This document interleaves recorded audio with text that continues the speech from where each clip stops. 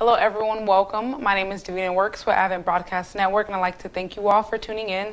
Today, we are going to be sitting down with the Tanzanian Adventists of USA chairman and a CRNA at the Lake Cumberland Regional Hospital in Kentucky named Michael Mwasumbi. How are you doing today, Michael?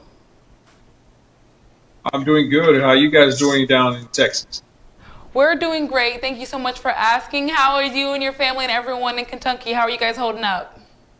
Well, we're holding pretty good and just trying to stay indoor, and we hope this thing is going to pass through. Good, good. Thank you. All right, so let's just jump right into the interview. So can you just give us a quick, brief explanation of the coronavirus in your own words? How can you define it? Well, coronavirus is a virus, just like any other virus, but it's a little bit more aggressive than the regular virus that we've been seeing during this time of the year. So that's the major difference, that it attacks the airways, much more aggressive, and has a little bit symptoms that are a little bit aggressive. So that's what we're fighting against. And unfortunately, the cure has not been found, or the vaccine has not been found. That makes it even much harder.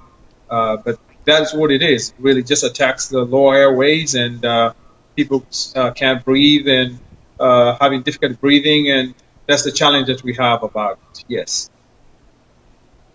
Okay. And so you're a CRNA, you're in the hospitals, you work in the hospitals day in and day out. Like mentioned before, you are a CRNA at the Lake Cumberland Regional Hospital in Kentucky. So tell me, what has it been like in the hospitals right now? What does it look like every day in your facility? Well, really, the number of patients have really gone down in a lot of hospitals, because a lot of patients who are doing a little bit better, though, they won't like to come in, because this is the forefront of the fight about this virus.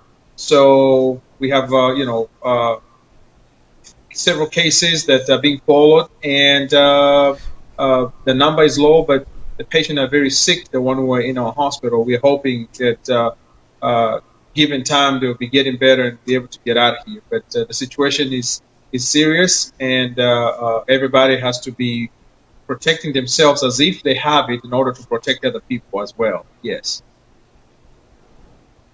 Okay, and I see there that you have, it looks like an extra clear protective sheet over your face mask. Can you go ahead and explain exactly what that is? And is that something that people can see in most hospital, or is most hospital staff wearing these face masks with the extra clear protection on them? Not really.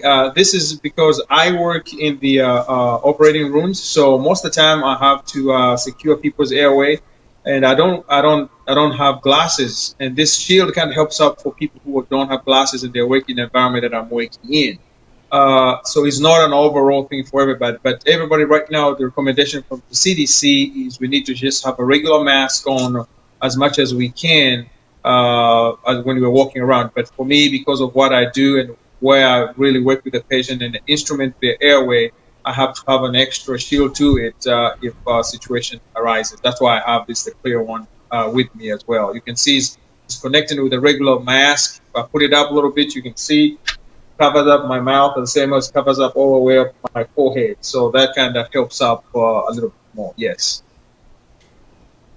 Good, good. Well, it's good that you guys are taking extra precautions, especially for those of you who do have to be in the operating room. So that's good.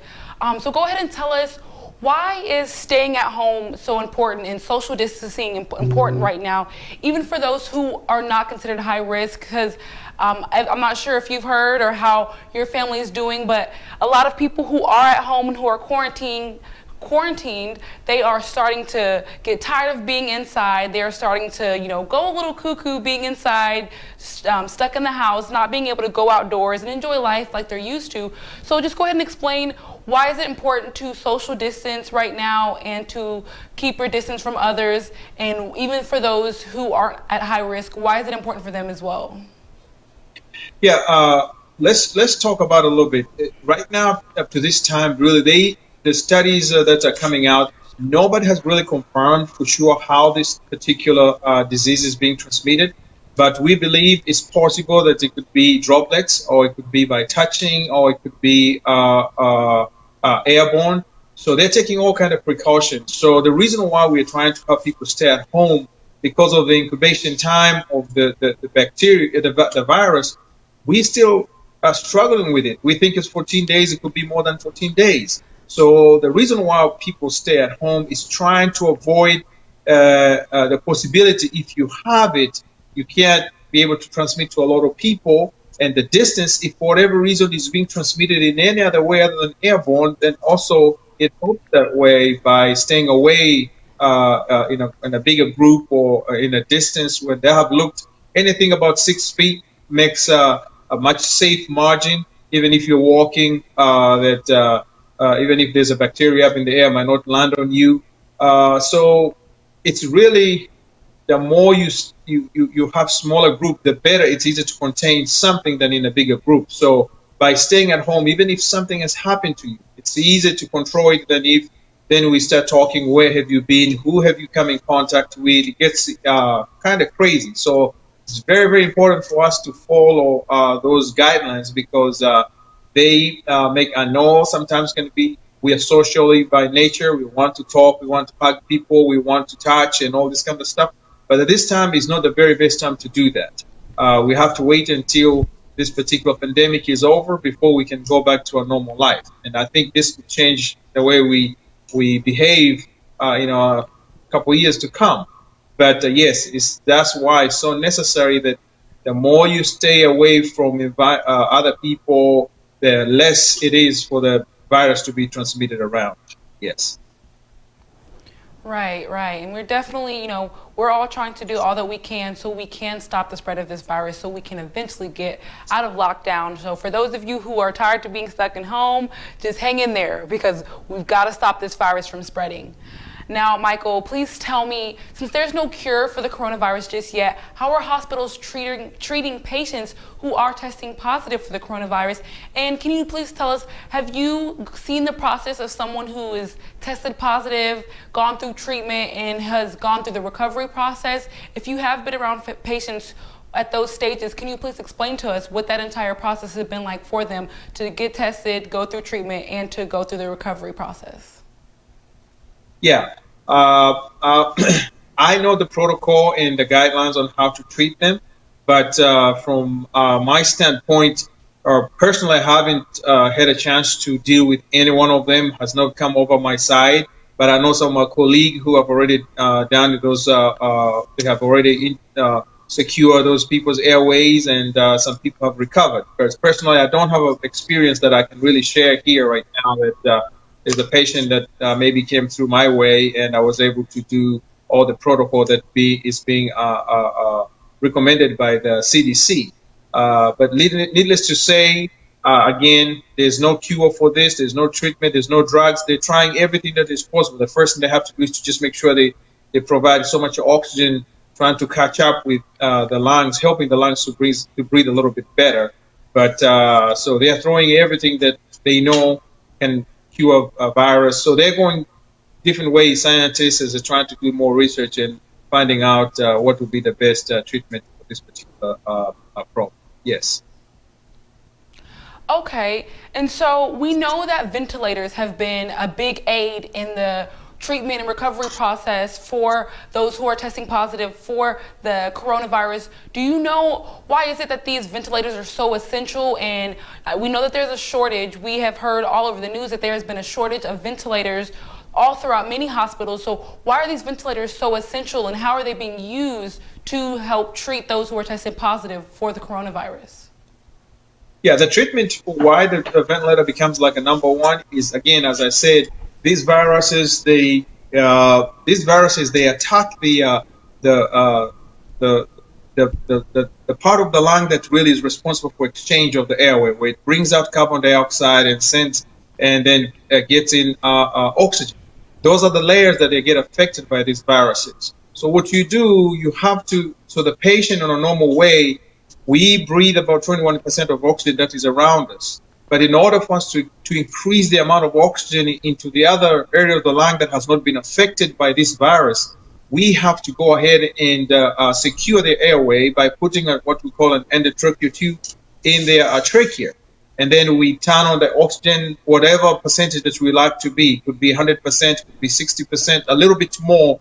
And then we add some pressure inside the lung to help the lung and those areas that recruit more areas that have not been affected by this virus and provide oxygen, which is our fuel really for our life and the cells in order to be able to keep on functioning, while we're hoping the section that's been attacked by the virus is healing, and as we see the numbers are coming up. That's why the ventilation is so important, because the number one attack by this virus is on those cells, on those membranes that have been used 100% for exchanging of carbon dioxide and oxygen in our lungs. Yes. Okay, and so for these poor countries that aren't able to have access to a multitude of ventilators, what do you know anything that they're able to do in order to treat the patients that are testing positive for coronavirus? Is there any other way to treat this virus as of right now, while we still have no cure and no vaccine for this virus? Is there anything that you know that they could use to treat, or that they are doing to treat the patients that are testing positive for the coronavirus besides the ventilators? Up to this time, really, it's hard for me to say. We haven't heard any other way of treating them when they come with a shortness of breath and they can't catch their breath. If there's any other way of providing that extra oxygen in their lungs. It is unfortunate.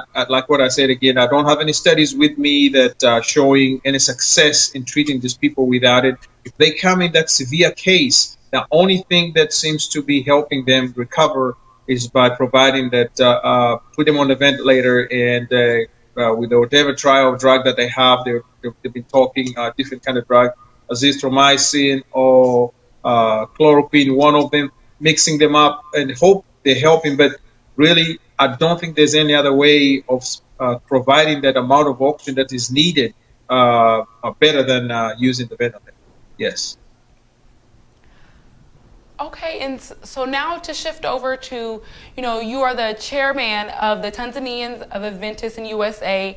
Tell me, have you been able to still work and communicate with any of your colleagues or fellow members? Have you been able to reach out to them or speak with them in any ways to see how they've been doing and to follow up and check on them?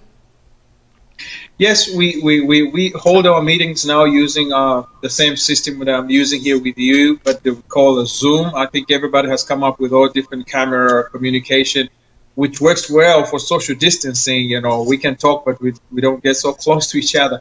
Yes, we've been checking, and we've been trying to make sure we let everybody know that to follow the guidelines that have been provided by the CDC.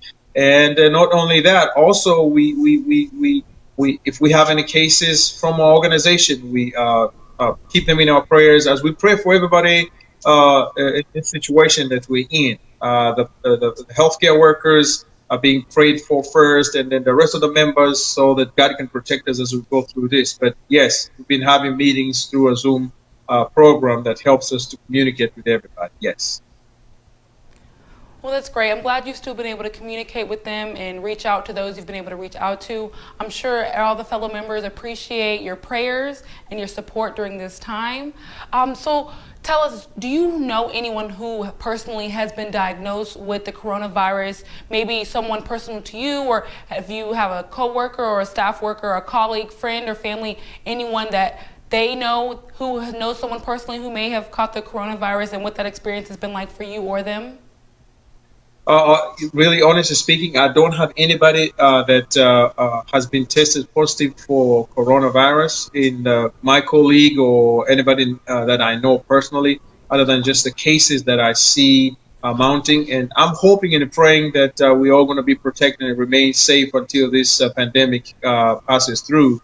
And again, and also, we're very thankful for even for you guys to come up and transmit this information to everybody, so they should know how to protect themselves from this, because indeed this is a very serious problem. There's a lot of things out there, but this is a very, very serious situation that we all need to be very, very, very careful. So again, I'm happy that all the people that I know, my friends or family members, and nobody has been exposed to this or has been sick from this. So it's just something to thank God for protecting us through all this. Yes.